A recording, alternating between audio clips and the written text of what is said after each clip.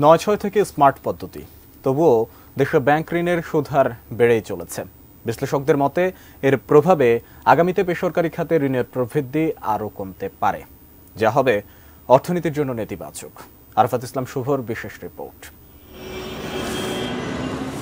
মূল্যস্ফীতির লাগাম টানতে গত বছর থেকে সংকোচনমূলক মুদ্রানীতিতে হাঁটছে বাংলাদেশ ব্যাংক। তবে উচ্চ মূল্যস্ফীতি, ডলার সংকট, বৈদেশিক লেনদেনে ভারসাম্যহীনতা এবং নিয়ন্ত্রণহীন ব্যাংক খাত, এই সবই এখন দেশের আর্থিক খাতের প্রধান সমস্যা। এসব চ্যালেঞ্জ নিয়েই জুলাই মাসের মধ্যভাগে নতুন অর্থবছরের প্রথমার্ধের মুদ্রানীতি ঘোষণা করতে যাচ্ছে কেন্দ্রীয় ব্যাংক। এর আগে মূল্যস্ফীতি নিয়ন্ত্রণের কথা বলে ঋণের সুদ হার বাড়ানো হয়েছিল, তবে মূল্যস্ফীতি কমেনি, বরং বেড়েছে। অন্যদিকে ব্যাংক ঋণের সুদ হার এরই মধ্যে ৯% থেকে বেড়ে ১৫% ছাড়িয়েছে।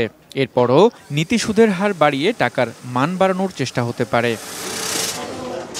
বাংলাদেশ ব্যাংকের সাবেক গভর্নর ডক্টর আতিউর রহমানের মতে, প্রবৃদ্ধির চেয়ে এখন সামষ্টিক অর্থনীতির স্থিতিশীলতা গুরুত্বপূর্ণ।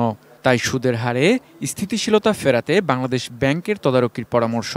যে সমস্ত ব্যাংক তাদের লিকুইডিটির সমস্যা আছে, তারা কিন্তু অনেক সময় অনেক বেশি রেট অফ ইন্টারেস্ট দিয়ে ডিপোজিট কালেক্ট করবার চেষ্টা করবে।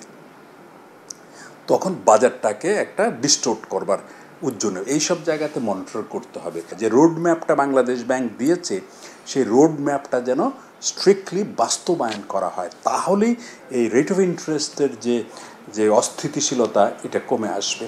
বাজারে টাকার প্রবাহ কমে যাওয়ায় সুদের হার বাড়ছে।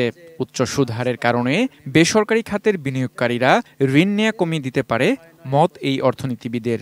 লম্বা সময় ধরে যদি আমরা সুদের হার বাড়িয়ে রাখি, তাহলে একটা তো মানুষ ব্যয় কম করবে, আর ট্রেড শুধু না, মানে ম্যানুফ্যাকচারিং যারা আছে সব কিছুতেই কিন্তু আমরা দেখব যে তাদের যে খরচ সেটা বেড়ে যাবে। তারা যে ঋণ কম নিতে চাইবে, কারণ এখন অনেক কস্টলি হয়ে গেছে লোনটা, সেটার কিন্তু নেতিবাচক প্রভাব এটা এই যে এসএমই থেকে শুরু করে অন্যান্য যারা, তাদের উপর প্রভাব পড়বে এবং অর্থনীতির উপর প্রভাব পড়বে।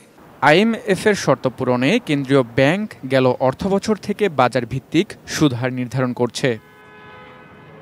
আরাফাত ইসলাম শুভ, এটি নিউজ, ঢাকা।